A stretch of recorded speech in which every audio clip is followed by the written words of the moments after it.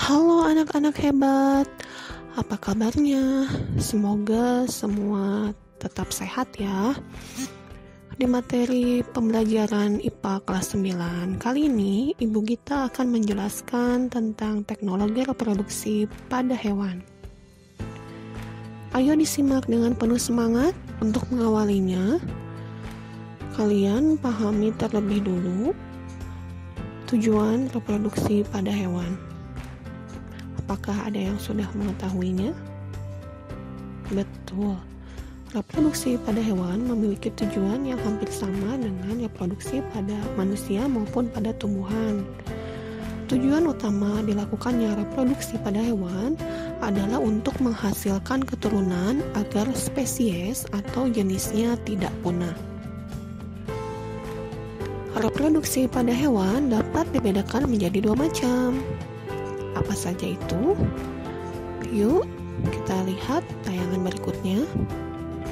Reproduksi pada hewan dilakukan melalui cara yang pertama, seksual. Seksual artinya kawin, maka reproduksi seksual merupakan reproduksi melalui perkawinan, di mana memerlukan keterlibatan induk jantan dan induk betina. Maka keturunan yang dihasilkan pun memiliki ciri-ciri gabungan dari kedua induknya. Macam reproduksi yang kedua adalah reproduksi aseksual. Berasal dari kata a yang artinya tidak dan seksual yang artinya kawin. Sehingga reproduksi aseksual memiliki pengertian merupakan reproduksi yang dilakukan tanpa melalui perkawinan, yang hanya memerlukan satu induk saja. Maka keturunan yang dihasilkan memiliki ciri-ciri yang sama persis atau identik dengan induknya.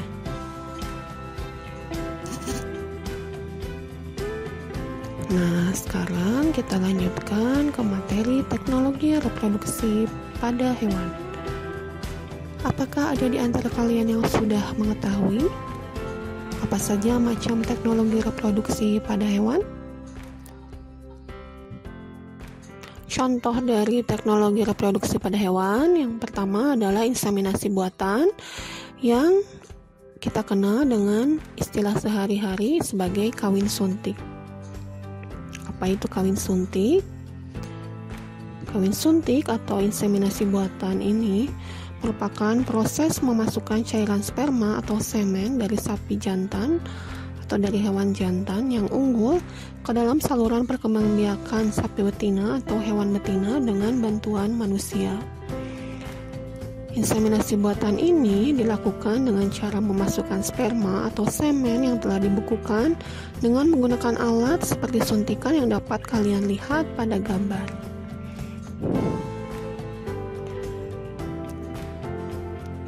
Contoh dari inseminasi buatan, misalnya untuk menghasilkan anakan sapi dengan kualitas daging yang baik dan berjumlah banyak, para peternak dapat membeli sel-sel sperma dari sapi Brahma yang berasal dari India untuk diinseminasikan pada sapi betina lokal.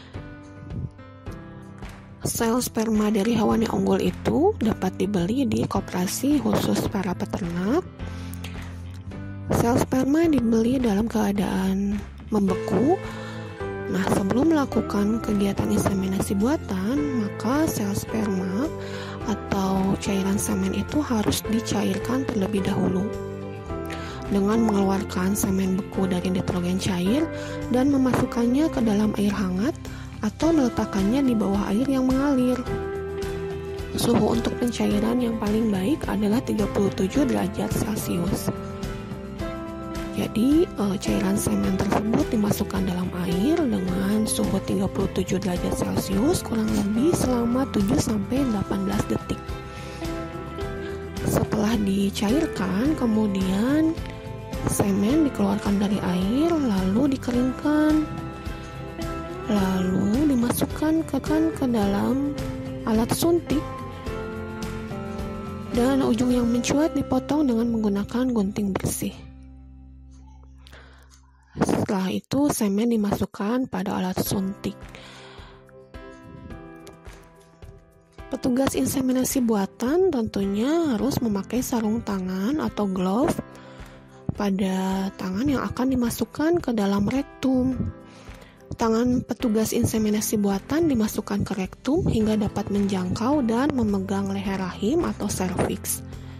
Apabila dalam rektum banyak kotoran, maka kotoran hewannya harus dikeluarkan terlebih dahulu. Semen disuntikan atau disemprotkan pada badan rahim, yaitu pada daerah yang disebut dengan posisi keempat. Setelah semua prosedur tersebut dilaksanakan, maka keluarkanlah alat suntik dari rahim dan serviks dengan perlahan-lahan.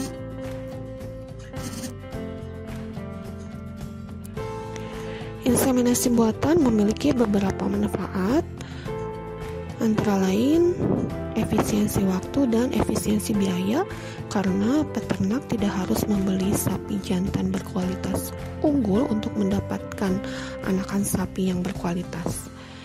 Juga manfaat lainnya adalah untuk memperbaiki kualitas anakan sapi. Karena inseminasi buatan ini melibatkan proses fertilisasi, yaitu peleburan sel telur dengan sel sperma, maka inseminasi buatan ini merupakan teknologi reproduksi secara seksual pada hewan. Anak-anak hebat, mari kita lanjutkan pembelajaran ke contoh yang kedua dari teknologi reproduksi pada hewan, yaitu cloning. Cloning merupakan proses pembentukan suatu individu secara genetik melalui proses penggantian inti sel.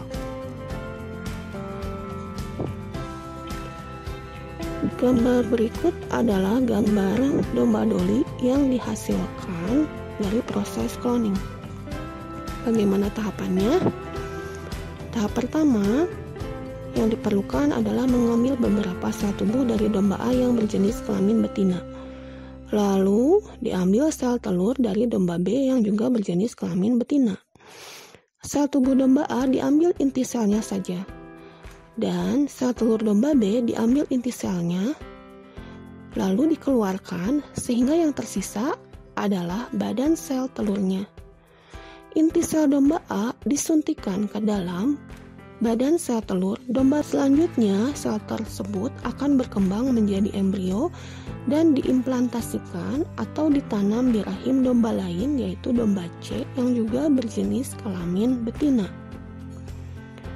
Setelahnya akan lahir domba yang ternyata mirip dan identik dengan domba A, di mana domba A ini adalah domba yang mendonorkan inti selnya. Alhamdulillah, pembelajaran tentang teknologi reproduksi pada hewan telah selesai. Semoga penjelasan Mogita dapat kalian pahami. Jika kalian merasa tayangan video ini bermanfaat untuk kalian, tolong like dan subscribe channel Mogita ya. Terima kasih. Tetap semangat dan jangan lupa bahagia.